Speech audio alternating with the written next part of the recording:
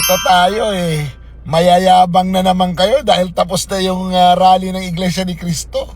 Pero nung kasalukuyan nagrarally, ang dami niyong drama, ang dami niyong fake news, ang dami niyong inventong kwento para lang masiraan, para lang masira ang Iglesia ni Cristo, para masira yung kanilang pinaglalaban.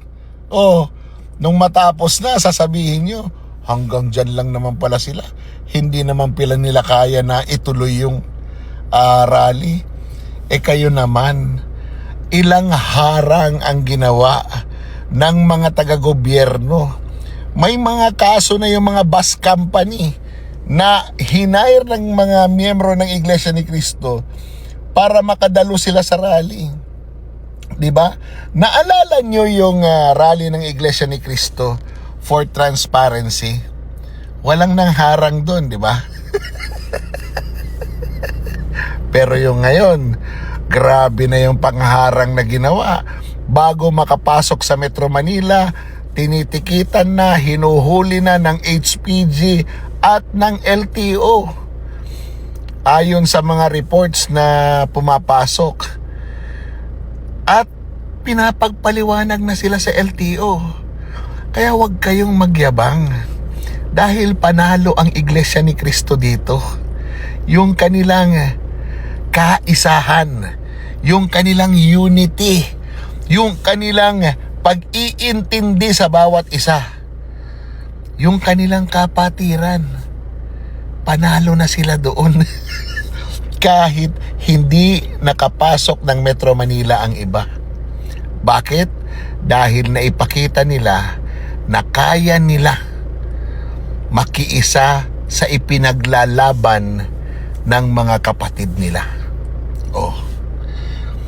Hindi kayo matatakot doon kasi tapos na. Hindi kayo mababahala doon dahil tapos na. Pero habang nangyayari, takot na takot kayo. Kunyari lang yung si Marcos na umalis papunta ng dahil hindi na pwedeng mapuspone yun, papunta ng Canada. Pero sa totoo lang, nag-aalala sila sa sitwasyon. Ito ngayon yung challenge. Paano kung nalaman na nila kung ano yung gagawin nila sunod para hindi sila maharang? Diyan kayo kabahan.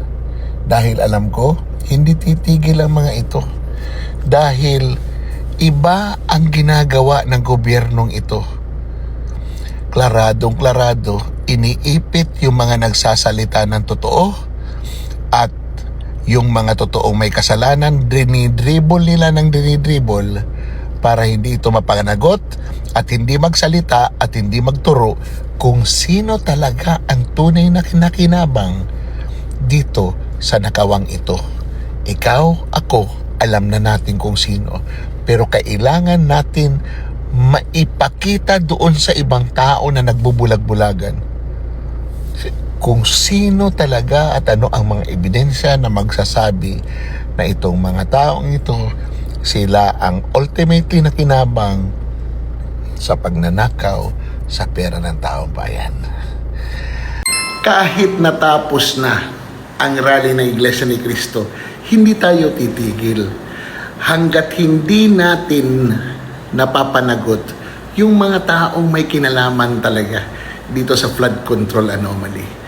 Dapat si Olaybar at si Bersamin, kung saan sila ang direktang di umano nag-aabot ng pera kay Pangulong Marcos, ang imbestigahan, tanungin at hanapin kasi hindi na sila mahanap para sila ang magsalaysay, magbigay ng kanilang kwento patungkol dito sa flood control.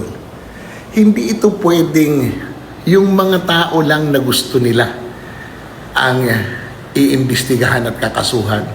Dapat pati yung mga taong ayaw nila ay dapat imbestigahan at mapanagot dito sa malaking problemang kinaharap ng bansa nating ito.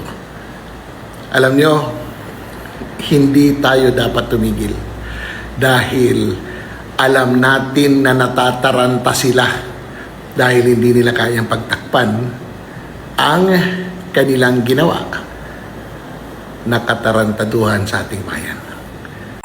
Galit ang mga ping pag nasasapawan. Palagi lang silang correct, palagi lang silang right. Kaya ang nangyayari sa kanila, they are always left behind. Kaya hindi kayo dumadami. Dahil akala nyo, ang idea nyo ay exclusivity. Kinginan nyo. Wala kayo sa popularity. Alam nyo bakit? Dahil yung mga Pilipino, very discerning na yan. Alam na nila kasi yung issue. Kung ipinagtatanggol nyo si Marcos dahil naiinis kayo kay Sara Duterte, hindi yan kakagat sa maraming Pilipino. Bakit? Ang mga Pilipino ay doon sa tama, hindi doon sa mali. Oh, di ba? Kaya hangga't hindi nyo binabago yung style ninyo, hindi nyo magugulangan yung mga katulad ko.